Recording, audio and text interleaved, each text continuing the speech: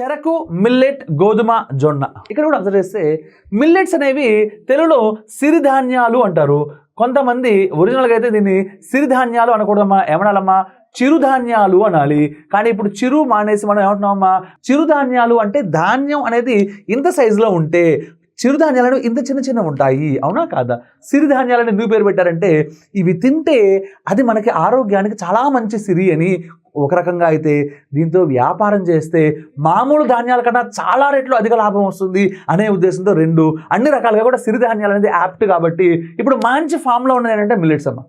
Okay, so ఒకప్పుడు జొన్నన్నం తిన్నాం, ఇలాంటివి పేదవాడు జొన్నన్నం తినేవాడు, లేదంటే పేదవాడు రాగి పిండితోటి తినేవాడు, రాగి జావ తాగేవాడు.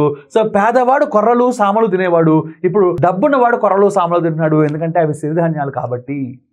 ఎనీహౌ గోధుమ, జొన్న, సిరిధాన్యాలు అలియాస్ మిల్లెట్స్ అన్నీ కూడా ధాన్యాలు, చెరుకు మాత్రం ధాన్యం కాదు కాబట్టి అదే మనకి ఆడ్ వన్. ఓకేనా?